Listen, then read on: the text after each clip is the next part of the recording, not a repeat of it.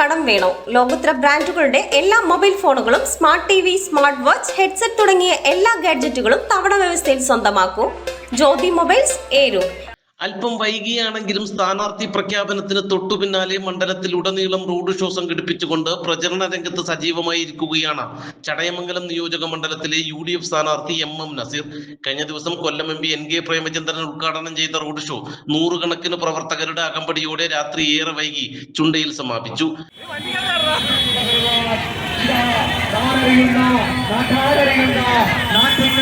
നാട്ടുകാരൻ MM നസീർ കടന്നു വരുന്നു. അനുഗ്രഹിക്കോ, ആശീർവദിക്കോ.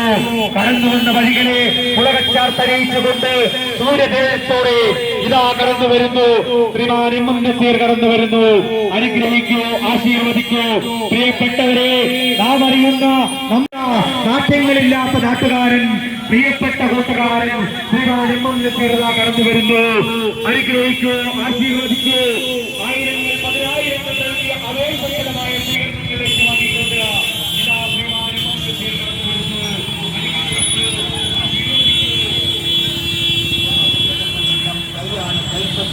കൈപ്പറ്റിയടയാളത്തിൽ വോട്ട് രേഖപ്പെടുത്തി എന്നെ വിജയിപ്പിക്കണമേ, എന്നെ അനുഗ്രഹിക്കണമേ, എന്നെ ആശീർവദിക്കണമേ എന്ന വിനയാന്വിതനായി അറിയിച്ചുകൊണ്ട് കടന്നു വരികയാണ്. പ്രിയമുള്ള, ഞാനൊരു വരുത്തനല്ല.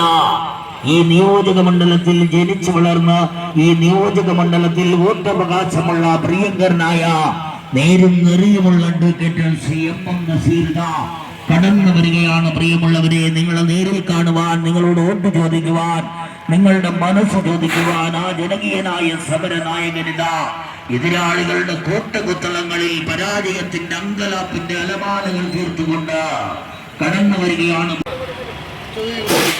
നേരും നെറിയുമുള്ള ജനാധിപത്യ മുന്നണിയുടെ കരുത്തുറ്റ കർമ്മനിരതനായ സാരഥി, കാലം നിങ്ങൾക്കായി കാത്തുവെച്ച കർമ്മയോഗി അഡ്വക്കേറ്റ് ശ്രീ MM നസീർ ഇതാ നാടും നഗരവും തൊട്ടു നിർത്തിക്കൊണ്ട് രാജവീതികളെയും കീഴടക്കിക്കൊണ്ട് ആ ചരിത്രഹിക്കണമേ, ആശീർവദിക്കണമേ, അംഗീകരിക്കണമേ എന്ന നല്ലവരിൽ നല്ലവരായ സമ്മതിദായകരോട് വിനയത്തോടുകൂടി അറിയിച്ചുകൊണ്ട് കടന്നു വരികയാണ്. ലേറ്റായി വന്നാലും ലേറ്റസ്റ്റായി അതാണ് അഡ്വക്കേറ്റ് ശ്രീ MM നസീർ ഐക്യ ജനാധിപത്യ മുന്നണി.